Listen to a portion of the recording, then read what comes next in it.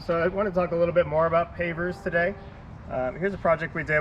We actually did this entire front yard. Their grass is in really bad shape. It had all different kinds of grasses and things growing in. So we just demoed that, put in some fresh topsoil and some RTF sod.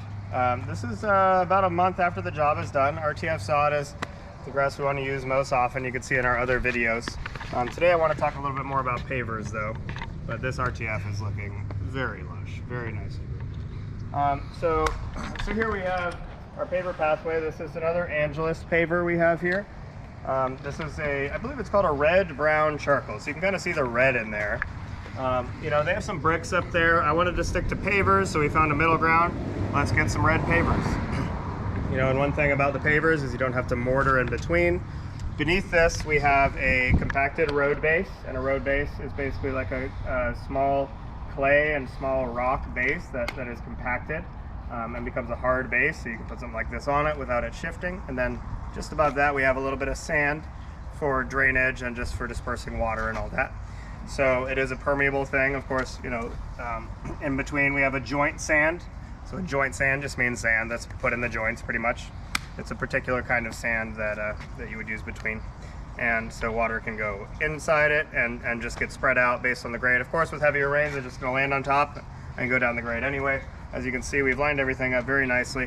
Now, along the edges, we want to run it in a rectangular design, because if we took through this herringbone and just put it out to the edge, it would just be some random, you know, if this piece was just continued and stopped right there, it would be really random and kind of crappy looking along the outside. So you want to run a rectangular edge and just a straight line like that on the outside to just contain the herringbone or any other kind of pattern you want to do with pavers, right? You don't want to just have random pavers sticking out like this, like that.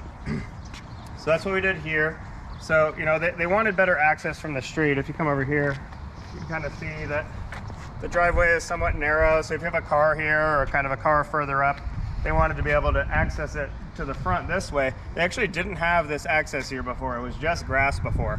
So we made it so it's kind of close to the center of this little area here. And so, you know, if there's a car up here, then you kind of squeeze around and walk this way.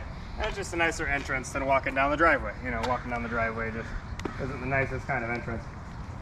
And we brought that through here, and then we come this way. You can see that continues all the way through.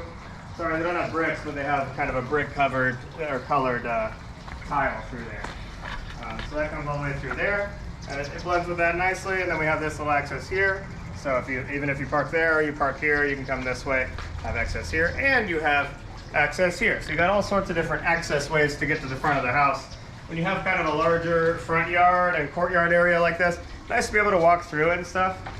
You know, they got this fountain, beautiful fountain. I believe they might have got this from Reseda Discount Pottery. I'm not sure, but that's a great place to go. Through here we have a Palm Springs Gold 3/4 inch crushed granite. That's from Sunburst Decorative Rock in Arcadia. I use it for a good amount of projects where we're going with a little bit more color and it's not really like a contemporary type home. You can use this quite often because it is a natural look while also giving you lots of yellows and pinks. It's a really cool, interesting look. The most color you can get with a gravel right there. Most different colors, right? And then we have, you know, a little edging, a little bender board edging coming through along the edge of the grass here. We did this grass as well. It's looking lush. It's looking really, really nice. We're in fall at this point in time, so of course the grass isn't getting fried and stuff like it might if it was planted mid-summer, you know.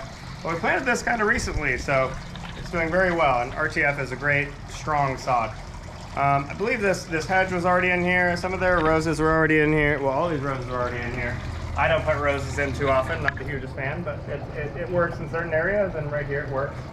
Maybe we're gonna have to gnome these guys in a little bit.